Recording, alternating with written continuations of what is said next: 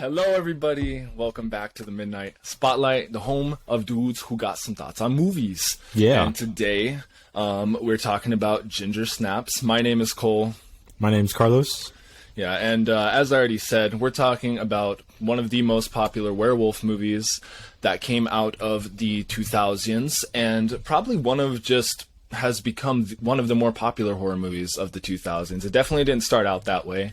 It was a sleeper hit, I would say at best, among audiences, but it slowly gained a cult following, and no doubt that's thanks to like Blockbuster, video rentals, word of mouth. Obviously, that's before the super huge burst of the internet. But yeah, this is one of my favorite movies ever, and we're gonna listen to Carlos shit all over it and destroy my dreams. No. So I mean, this is the first time I've seen this movie, and obviously I've heard nothing but great things from Cole.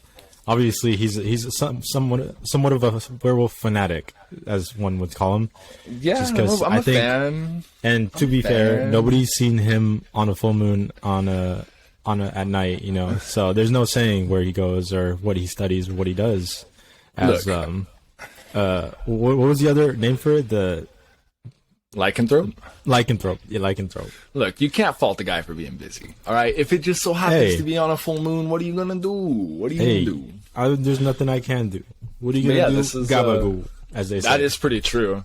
And speaking of Gabagool, this is the first time you watched. This is the first time you watched this. Yeah. That's what I said. And I've seen this movie many times, and I've grown a deep love and appreciation for it. So I want to hear what your first thoughts are. What was your initial reaction right from the start of the movie? Oof, man. So okay. I'll start off our little review. Up front, I enjoyed it. It's a good movie. It's really fun, which doesn't mean it's necessarily the best quality movie, but it's definitely a movie I would watch again. Because it was incredibly fun. First impressions, though, right off the bat, this is probably the most 2000s movie I've ever seen, or I have seen in a long ass time. Starting off with like the clothing styles, the kind of characters that they were playing, and the actors even look 2000. Actors, hairstyle, they radiate it. And then this isn't a spoiler, but kind of like that first those credit cards, I was like, oh yeah, the opening montage. That was like, this is peak 2000. Yeah, but it kind of tells you like everything the movie's about. Yeah. And what year did this come out? 2000. But it was filmed in 99 but released in 2000. Okay, so it kind of started off the 2000s. It's the movie Y2K, but that is pretty true. Yeah. But overall, I mean, good. Yeah. You cannot not say how the Halloween vibes in this movie are immaculate. Some people would use that term, immaculate. All right? Yeah, I mean, watching this movie, I was like, this is a Halloween movie. Like, very rarely do you see a horror movie that's like specifically should be watched, or it fits so perfectly. Yeah, it fits very perfectly. I don't even know if they're in Halloween. I think at one point they are, but yeah, it's like the month of October. It's like leading in from like the end of September going through October. And it's like autumnal vibes, I would say, more than specifically Halloween. But man, the vibes in this movie. That's like one thing I think, and this kind of extends to a further point that I will make as we go on, is like there are a lot of people who adore this movie, and then there are people who they just like certain things about it, and I think that's one of those things that transcends the more niche aspects of the movie. Yeah, I mean, if you look at any movie that's revered as kind of like a cult classic, it's usually means that at some point or another during the movie, there is a part that people dislike. I don't think there's any cult classic where I can think of where it's like, oh, this is 100% great all the way through. And that's fine. I mean, this movie doesn't have to be perfect. It wasn't trying to be perfect.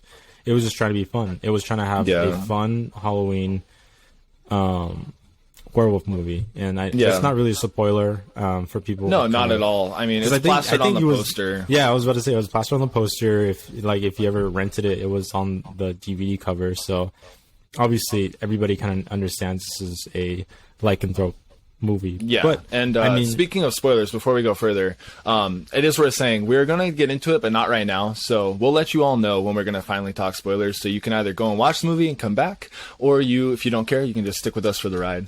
Yeah. But yeah, sorry. Go ahead, say what you were going to say. No, I was going to kind of transition into kind of like the actual aspects of it that I really liked and disliked, but I think that was a better transition. But overall, movie was good. But I think definitely probably the worst and somehow best part was the acting. I think all the performances were fun and they were fun to watch, but some of them were cringe as fuck. I'll be honest. Like I have no other way to put it. I was like, man, they are trying either too hard or not enough. Is this something you're gonna have to save for spoilers? Or are you gonna? There's one actor that's like for spoilers, and I was like, oh man, when I saw this, I was like, this is reminiscent of another character. But I'll get into that a little bit more. Yeah, but I mean, the main actresses are pretty good. They're fun to watch. It's kind of funny because it is very much 2000s, and the girl, I feel like the main girl, which is, what was her name? Bridget? Bridget. I don't know how to say Patricia. There's two sisters, Patricia and... no, Ginger and Bridget. Bridget. I don't see, I keep trying to say that. Bridget and Ginger. Ginger, I think, played probably the best. I think she was the best actress in this movie. Because, I mean, she had a lot to do. She kind of had a whole arc that she had to go through. And, of course, Bridget, that's her name, right? Bridget? Yeah. Bridget was, she wasn't hard to watch, but I was like, she is definitely trying her best. And at all time, sometimes it really wasn't the best, but I mean, I still enjoyed it because she was definitely playing that like quirky kind of like quiet girl that is somehow very pretty, but like she wasn't really revered as like, she's pretty much seen as like an outsider. So it's just one of those characters. I mean, if you've seen it once, you've seen it 1,000 times. But I mean, it made the movie. So I thought it was pretty fun. I really liked that part. Yeah, I mean, at its core, I think, despite this being a werewolf movie, it's definitely more about the characters, and especially how, as you said, like the main focal point is like Ginger, obviously having the title name, right? Has a whole arc that she ends up going through, but you could almost argue that Bridget is like more in the spotlight than Ginger for it being the movie called Ginger Snaps, right? Mm-hmm. And the chemistry between the two leads, man, that's one thing I think you can say for sure is like regardless of like the little weird points in there, the chemistry they have, it's insane. Like throughout the entire movie, they're always very quick, very witty with their own kind of like morbid remarks about whatever it is to either their parents or anything. I'm going to go on about all of this, but I think for now, I'll hold back just a little bit. No, I mean that's a true point because their chemistry and the way they kind of worked off each other was fantastic, and I think their kind of relationship was by far the best part of the movie. Just the way they kind of worked with each other and how they were relatively smart throughout the movie. Like they weren't like I wasn't getting too frustrated with their decisions, which happens a lot, especially in movies around this time. But essentially, it was fun to watch, and you know, with them, and then there were some other actors in this movie that I was like, okay, they're actually pretty fun, and I really like how they're acting, and then they feel like real people. While others were kind of like in that early 2000s kind of like teenager, high schooler era. But it doesn't bring the movie down, and overall, I mean, technically, this movie is actually pretty sound. I mean, it was pretty fun to watch. It reminded me a lot of. Actually, not a lot, but sometimes it reminded me of The Evil Dead. I feel like it took in a lot of inspiration from that, or at least some of it did. In certain aspects. The direction, right? Mm-hmm. Like the camera. Yeah. And I mean, even thinking back, comparing that to The Evil Dead, a lot of those performances weren't exactly fantastic or like Oscar worthy. But that's being pretty kind. Yeah, but they were fun, and that's all they needed to be for the movie. And I think that's where it was really successful, and I was really happy with this movie, and it really wasn't a waste of time, which is great. And I think before we go on, actually, we should probably talk about the story. So, general plot synopsis before we get into any spoilers. These two sisters are which we've already talked about. They're the center of this movie, and they are out one night trying to enact their own sort of revenge in a more petty way than mean-spirited, for sure. And one of them ends up getting bit by a werewolf, or what they presume to be some kind of monster or animal on a full moon. They think it's a dog, I think, at first. Yeah, well, because you don't really know, right? This is a universe. The movie that this is obviously, trying to set up is like, werewolves are not a known creature or anything like that. And it does a really, really interesting thing with the werewolf lore, which I will get to during spoiler talk. But you kind of follow both of these girls as one of them slowly changing and the other one's going along with her, trying to help and cope with it. And they're learning about a lot of things along the way. I wouldn't even say it's just a metaphor. There's just the parallel of having it be the main character, Bridget, ends up getting on her period. So there's a lot of parallels there between how lycanthropy is working with, puberty, growing up, and not only becoming a monster literally, but kind of feeling like you're becoming a monster through puberty. And I think that all the credit to that goes to the writer. She did a phenomenal job, I think, drawing from her own experiences going through high school and just how she felt about it all. And it's a super cool angle to take, but you meet other characters along the way. It's mostly about those two girls. But like we said, their chemistry is fantastic. The direction, I've never seen another movie from the director, but there was a lot of times that I really had to I stopped myself and I was like, I'm really loving the usage of handheld camera. It's not always static shots. Yeah. And when it's not, I feel like it helps it quite a bit. Yeah, for sure. It adds a lot of energy and kind of charisma to the movie. And speaking of, I wanted to go back to the point where you said that kind of parallel between a girl growing up in this kind of time in high school and kind of understanding her period and kind of her emotions kind of getting and hormones and stuff like that. I think that's a very well done parallel. It's subtle and it's actually really, really clever, to the point where I was very impressed with how they kind of went about that, where it wasn't in some movies where it's very obviously it's a little heavy-handed. Yeah, this is what girls go through and all that stuff, which is great. But I mean, this one did it in a smart way where you can kind of see that parallel and kind of that growth from the character. Of course, representation's always important, of any kind. But it's just the way this movie uses that focal point that really elevates it. And there hasn't been anything since. Surprisingly, I love to death the two sequels, the second one much more than the third one. And I actually would even say that I love the second one probably almost as much as this first one. Mm-hmm. But there hasn't been another werewolf movie that's taken that angle. And that just is another thing that makes this movie super interesting. I think it's helped it connect to a lot more people that way. Yeah. And that was super cool. Yeah, that was a really cool aspect.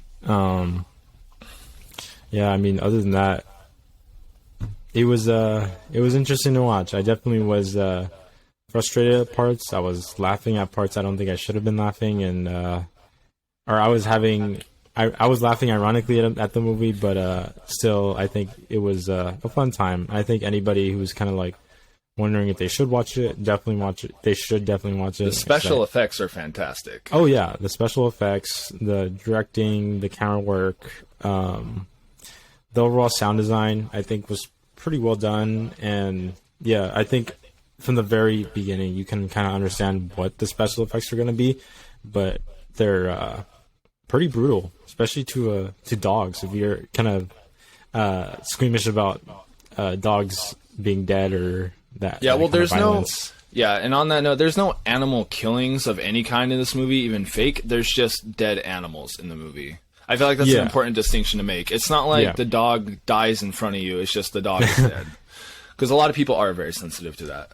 Yeah. But I mean, the way you see the dog is dead is still pretty brutal. Let's just put it that way. They're not just lying on the floor. Well, they are lying on the floor, but there's a little more than just lying on the floor. We'll get into that in spoilers, but before we do, I think one of the biggest things that you should know, and I've watched this movie countless times. I couldn't even tell you. I've seen it at least once a year, every year for at least half my life. Wow. Which is, yeah, that's pretty crazy, right? That's and pretty awesome. In those first few years, it was a lot more than one time. But something that I can definitely take away from this that doesn't border being into spoilers is how the characters really do reflect the ideas of the movie. There's a lot of romanticization of darker thoughts and darker subject matter. I feel like that is tackled in a way that is very relatable and it's very real. It's not something that's like, I mean, I don't know if you would agree with this, and this is something we'll get into the more we go into spoilers in a bit here. I feel like it really adds to what the characters are going through as characters who are like essentially forced to live in a world they hate and going through the motions of life in that specific time period of their lives. I feel like it's captured in a way I haven't seen it captured in anything else. And that, to me, makes this movie something truly special and something that every time I go back to, it never ceases to grab me. It's the type of movie that I can watch. I guess it's comfort horror, you know, that's a term that gets thrown around. It gets thrown around a lot, but what I think that means and how that applies to this is that it's a movie I could put on at any time. And I mean that like no matter how I'm feeling during what day it is, I could throw it on and I don't even have to be watching it entirely. I could just be enjoying it as it is, you know. It's the one thing about this, like doing this podcast and being forced to like take notes on everything is in a way you kind of do have to like briefly disconnect yourself from the movie every time you're like going to take notes. But I feel like you can sit and sink into this movie and you can very casually enjoy it too. And I think it's something special for sure. It's the reason why it's been remembered. Yeah, it's very casual kind of viewing. Like we said, with that subtlety comes, you know, that casualness to it. You know, it doesn't feel super deep or anything like that. It's just a fun as fuck Halloween movie. You know, if you're looking for something to watch during Halloween, if nothing else. If nothing else. I mean, if anything, you should watch this one over a lot of other horror movies because I've definitely seen worse horror movies. But still, I think this one definitely has its issues here and there, and we'll get to that in spoilers because I think that's more of diving deep into it. But I think everything about it was pretty good. Like at the very least, it was like the worst of it was below average, but none of it was like terrible, which is great, you know. Yeah, I was very happy with this movie, and I'm very glad I finally watched it because you had been recommending this movie since early on, you know, of our friendship. When we started talking about movies, this was one you won't shut up about. No, I dumped everything onto him all at once, and he couldn't believe it at the time. It was very romantic. Everything, everywhere, all at once. Mm-hmm. If you couldn't see that, we were both looking at the camera. By the way, this is recorded. You can check it out on YouTube if you're not. For everyone that's here, hi. But I think with that out of the way, the only other thing I can say is the soundtrack is killer. Yeah, I think it's cool. It fits this movie to a T, you know? No, like I said, it is a 2000s movie. You're gonna get the 2000s kind of like, is it metal or like hard rock or? It's like new metal, you know? It's like along those lines, new metal, hard rock, alternative music, basically. Yeah. I think it works. I think everything works for it. It's not trying to do anything crazy, but again, well, I mean, with actually the special effects, which actually does succeed. But I'm glad to hear you say that. That was something I was very curious about, and we'll get into that. But hey, all right, is there anything else you want to touch on before we do get into spoilers? No, because everything else I want to talk about gets in a little bit more into spoilers or things I want people to experience for themselves if you haven't seen it already. So we're going to go into that. Go watch this movie if you haven't seen it already. If you have or you just don't care, we're going to talk about it. All right. What characters do you hate? I need to know this. I didn't say hate. That's a strong word. All right, whatever you want to call it. Okay, first I want to start with this. None of these actors look like they're in high school. They all look like they're at least 25, especially the bully and the drug guy. Okay, well the drug guy's not in high school. Was he not? He's the main character, by the way, the one that we're talking about. For anybody unfamiliar, one of the other main characters, I would say, there's two other main characters in this movie, and that would be Ginger and Bridget's mom, and then the local drug dealer, who is not in high school, but he certainly does get business done around the high school. Oh, yeah. And you okay? So, anyways, continue. Yeah. Anyways, Ginger looks like she's at least 27, 28. She might have not been. She might have been younger, but she looks like she's kind of old in this. Anyways, so the funniest performance, and it was probably the worst performance, I think, was that guy that was trying to get with Ginger the whole movie when he was turning into a werewolf. That was the closest. He was doing his best Joker impression, and it made me fucking laugh because it was so bad.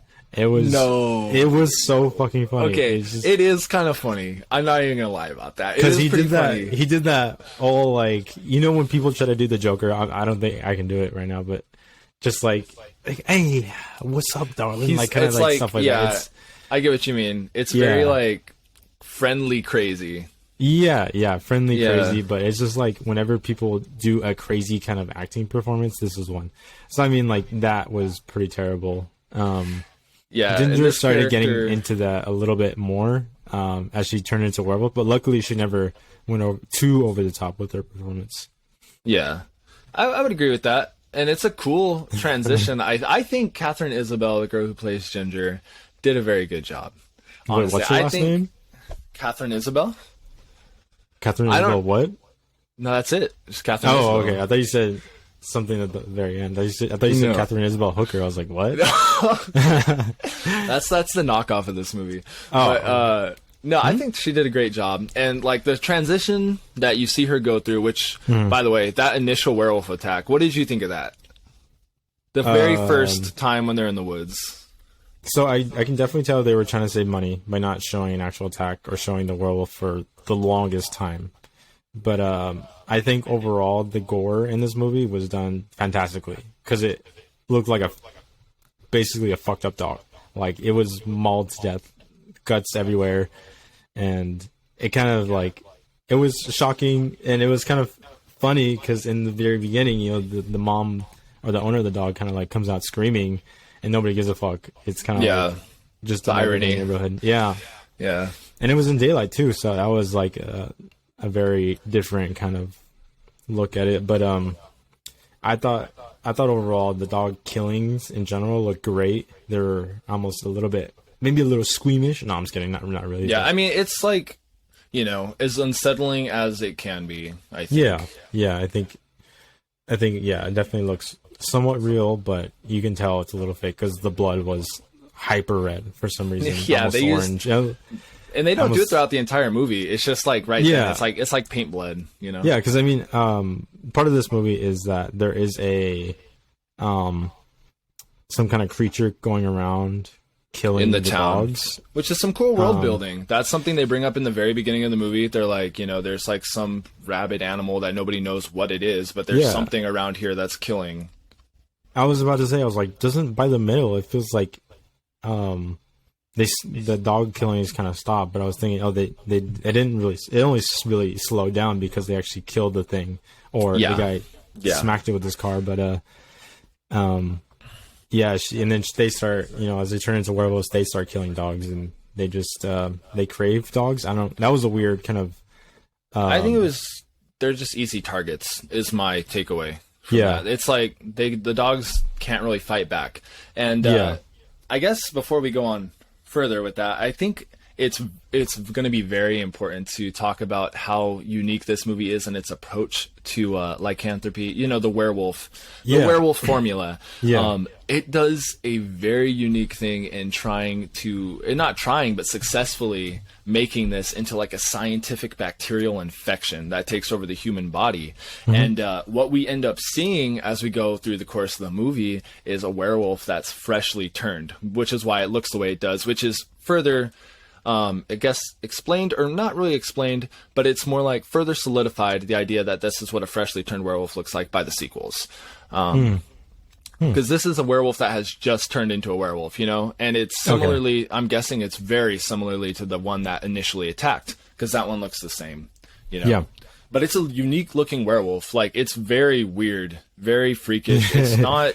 It's definitely, because it's a quadrupedal werewolf. It's more wolf than any semblance of human other than the eyes. Yeah, I think it definitely, the look was interesting. It definitely looks cartoonish, but I think that adds to it. It adds to the fun of it. It's not doing this. And I'm so glad it didn't do CGI. I feel like this is a transition time when movies are starting to do CGI for, you know, monster movies like this. But I think the special effects look pretty good, and I think they do a great job. And I don't think it's necessarily on purpose, but they barely show the kind of like the werewolf until like the most important parts of the movie. Yeah, at the end. Because I think for the most part, the movie's about the Bridget kind of trying to find a cure for her sister Ginger, who is throughout the movie turning into a werewolf. Yeah, and I think with that, you know, that helps, I think, make the movie a little bit deeper than it what is seen up front, because, you know, that transition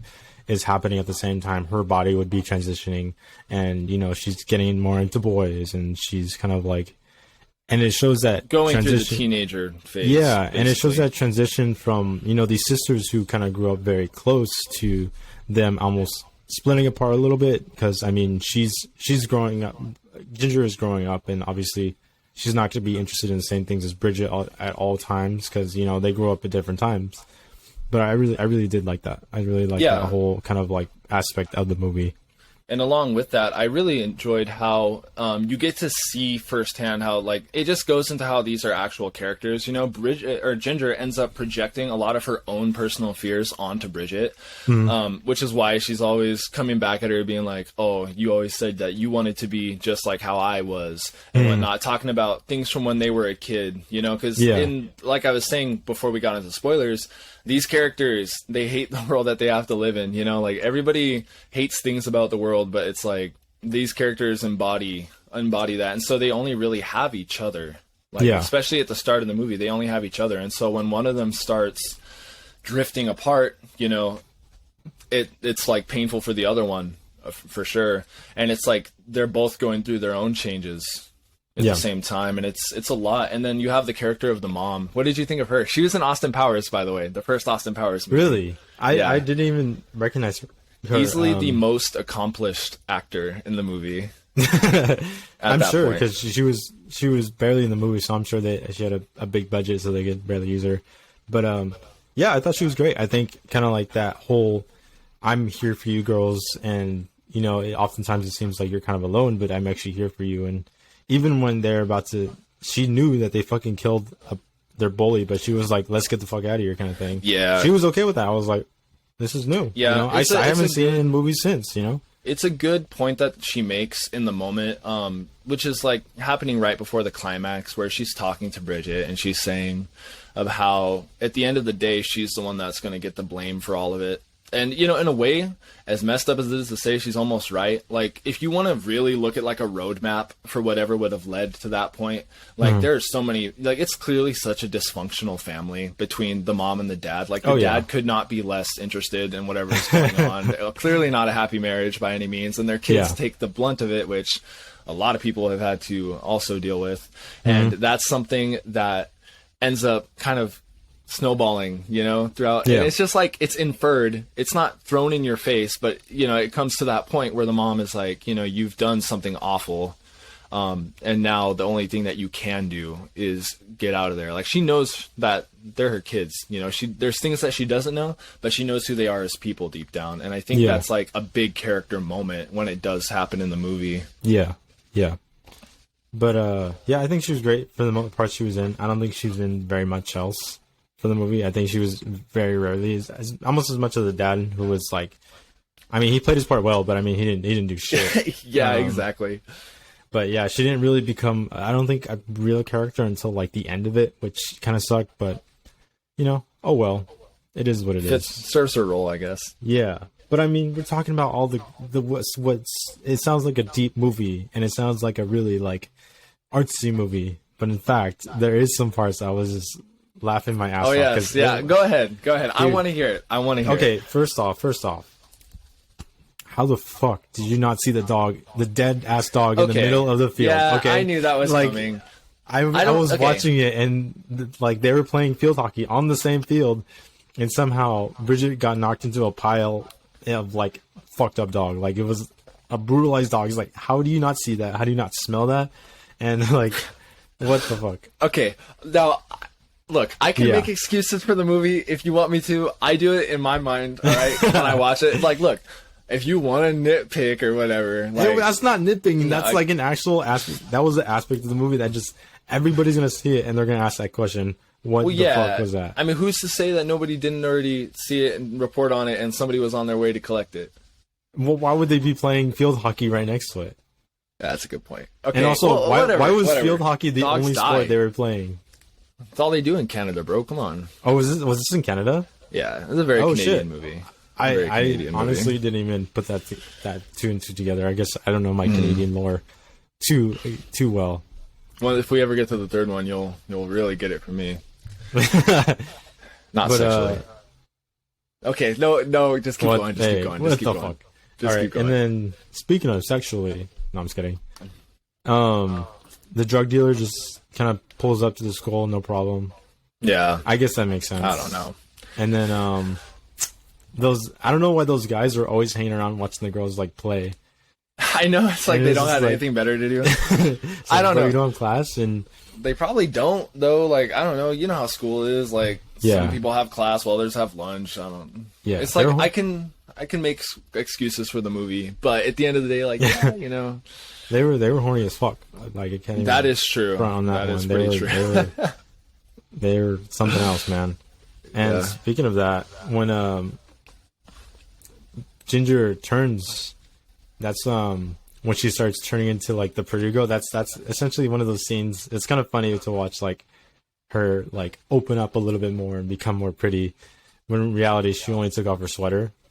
Yeah, yeah. But I guess it's more about like embracing the inherent sexuality, I guess. It's more like not in a way that's like derivative. It's more like empowering, if Yeah. anything, you know? And that's the thing, when you have like, I mean, it's a female writer for the movie anyways, but if you have characters that end up getting sexualized in any way, it's like, there's two angles to go from it. It's either like exploitative or it's empowering, I guess, realistically, right? This is not exploit, you know? It's No, not really it's like not. an It's not. exploitative type Yeah. of movie. Yeah, It's just about these two girls and their high school experiences and hormones, like you said. And it's like you can tell she's got that unspoken riz, as some would say, as she's walking through that hallway, and everybody's kind of like watching her. Yeah. So as you were growing up, was she like the Okay. hottest, the most beautiful girl of her generation, or what was it? What do we say before Oh god, heart- the heartthrob of the generation. heartthrob For of the generation? me, yeah. I mean, I found both of them attractive, like in different ways. You know what I mean? Yeah, you like that kind of gothic, quirky kind of girl back in the day. So what can I say? But yeah, you know, yeah, I thought so. But you know, like this movie is not reduced to that. It's Yeah, not no, reduced to that. no. Like they're actual characters. It's Yeah, not just no. supposed to be eye candy. they just happen to be attractive. I think that's it. Yeah, Carlos, you saw that after that scene hit. You were like. Yeah, I was watching the movie more intently. But But no, I think even beyond that though, like it is something that the characters lend to it so well between like paralleling everything. Like it hits those beats so perfectly that it's never a matter of like, we're just throwing sex in the movie to have sex in the movie. oh yeah. Yeah. Yeah, I think it benefits that part benefits from having a woman writer, because I feel like a lot of the times especially in this era of movies, like it was very much like if it was a dude writing it, they would sexualize the fuck out of these kind of younger girls, because that was just the thing, especially for horror movies. Even stemming all the way to the 80s. Post Scream, especially though, that was like the pretty faces on posters type of template. Yeah, but like we've already said, this is more than that. So I think that's great. Yeah, Yeah. I think that when you have like the big finale at the end of it, you really feel for the characters, because you've seen them go through so much through the whole thing that it's like when it does come around, and I love the climax of this movie. Yeah. Actually, hold on. Can you pause it real quick? Pause it real quick. Make a timestamp. Hold on. 34. I gotta take a piss so bad. Hold on. I'll be right back. All right. So what did you think? What did you think about the big finale at the end of it? Like, because I've heard many people say that they felt it dragged on a little bit long, but I personally, like I said, I loved it. But what did you think? I liked it. It was fun. I think that's exactly the part where, you know, they show the werewolf, and I think it works really well because you see this, and it is pretty infuriating at some points because just Bridget, like throughout the whole movie, has been relatively smarter, but at this moment, this turns into like a more typical horror movie where you're like, what the fuck are you thinking? Just do this, kind of like for a lot of aspects of it. Really? Like, wait, okay. Like, yeah, go. I want like essentially, like when like thinking about specific parts, there's that part where the werewolf is sticking his head, or she has like that cure basically the whole movie, or that whole scene towards the end. And there's a lot of sections where I was like, you could just grab it and like stick it in the neck, like right there. Like when she's hiding under the stairs. I remember she was literally like the head was sticking out right there. It wasn't getting her. But she had the chance to grab the shot, and like that could have easily stuck in the neck. There's no saying if it could have worked. I don't think that was really proven yet, because I think for the other character that got cured, he got cured, but he wasn't like a full-on werewolf. Yeah, more interesting stuff to talk about that with if we ever get to the sequel. Yeah, and I mean, I feel like I don't know if this is answered in the sequel, but are they able to turn back? No. She wasn't able to turn back. The movie treats it as a disease that slowly overtakes you. Yeah, because at some point she turns into the werewolf, and you know she does get killed. Yeah, that's like which is the heart-wrenching part at the end of it when Bridget is backed up quite literally against the wall with a knife and the monk's hood in her hand in a syringe, and Ginger as the werewolf ends up like lunging at her, and unfortunately the needle didn't get in first. Yeah. Very powerful scene, by the way. I've always thought it was like great. I mean, greatly done. Just after they kind of established this relationship with the two sisters, this is definitely pretty well done. You know, can't complain. I was very happy with the ending. Yeah, I would agree though. Like, it's one of those things I never really thought about it like that, but at the same time, I wouldn't say it's the script having the plot only be pushed forward by characters making stupid decisions, because it's like it's a werewolf that's like trying to break through the barriers and could kill her very fast. So it's also, as much as it is, I think you're right, where it's like, yeah, she could have reacted quickly to it in a situation with that much stress. It's also like trying to not die, know? So it almost like cancels out, but I do see your point. I do see your point with that. I think it was also kind of cool that they established that drug dealer as pretty likable, honestly. Yeah. You really enjoy like him being there. And he's actually really helpful, especially towards the end. And of course he's a good guy. Yeah. And he's also, by the way, that guy's in Final Destination 3. That cannot go without saying. So many people would never know that, but yeah, he's in Final Destination 3. Is he the guy that gets his ass sucked out of him? Or no, I don't think so. Is that even Final Destination 3? I don't think so. I think it's 4. I haven't seen them in so long, but he's the one. I'm pretty sure he gets hit by a big sign in the park. In the amusement park, sweet. But I could be wrong. Anyways, yeah, he's a very likable character, I think, in this movie. For as many like weird implications could have been brought onto him by like just the more friendly relationship he has with Bridget.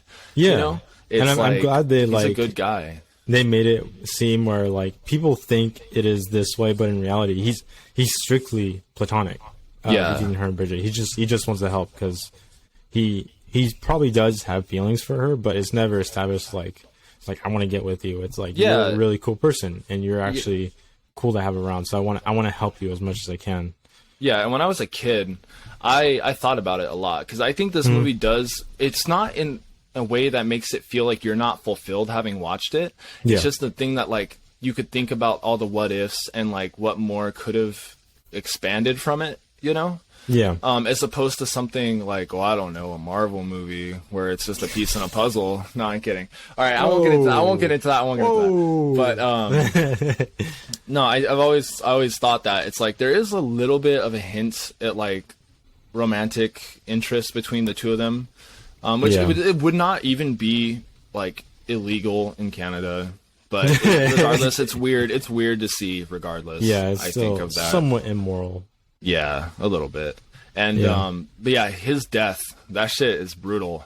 You know, the whole scene, because I think another aspect of what we were talking about where you said she was getting the syringe is that she's also infected herself at that point. Oh, and so right. she's completely loopy, and like that's why she falls down the stairs. She's like drinking the blood of the character's name is Sam, the drug dealer. She's drinking his blood to try and like be closer to Ginger to like not have her attack Bridget. And which obviously doesn't work, and that's when Ginger just rips his throat out, and it's just like, oh, it's painful to see it. And it was kind of funny, and it made me laugh. And I think it was pretty intentional, this part. But I mean, essentially, when he's like, "I'm gonna go outside and check for where she's at," and he just rips out of like immediately the closet and just like gets fucking. You can just hear it. You don't see it, but you just see kind of blood. But I thought I was like fucking laughing at that. It was just so funny. Yeah. I mean, it just like those moments are just make it like really quirky and really fun, and it never really takes itself too seriously, which is great because it has fun with the concept. Yeah, it has a lot of fun, but you know, I think for the most part, I think that's all the big thoughts I have. Like you said, I was gonna rip into it. See, I liked it. Yeah, I'm surprised because don't get me wrong, Carlos has done this before. You want to know what I'm talking about? Go check out the Limelight of Return of the Living Dead. This is another one of my favorite horror movies. And he'll be like, yeah, dude, this part was shit, and I'll be like, yeah, that's my favorite part of the movie. And he's like, oh, no. But no, I'm really glad that you liked it. You know, it's one of those movies where if I really wanted to, like, I could pick apart a few pieces. I think overall, though, it's not just some like low budget 2000s horror movie. I really don't think so. I don't think it's just like some low budget werewolf movie either. I think there's a lot of substance here that actually makes it much greater than the sum of its parts. Yeah, and that's something that not a lot of movies in general can even say.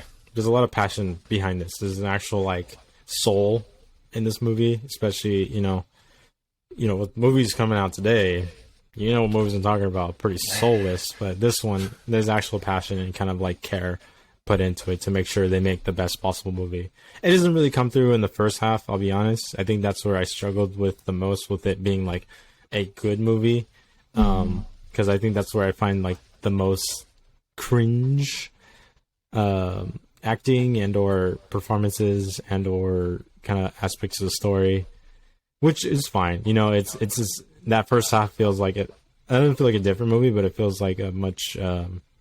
They're still trying to find their footing, and then towards the end, that's where they really find kind of like their real. Everything comes together. Yeah, that's a good way to put it. Yeah, I was trying to find the words, but overall, would highly recommend to anybody thinking about watching this. I don't know if you've even heard of it. I've never heard of it until I talked to you about it, Cole. It's thankfully, you know, I talked about it when we started about how this was such a sleeper hit at first. Yeah. Throughout the years, this movie has gained, like, for me, it was so incredibly fulfilling to see this movie get a cult following, like, blown up through, like, Twitter.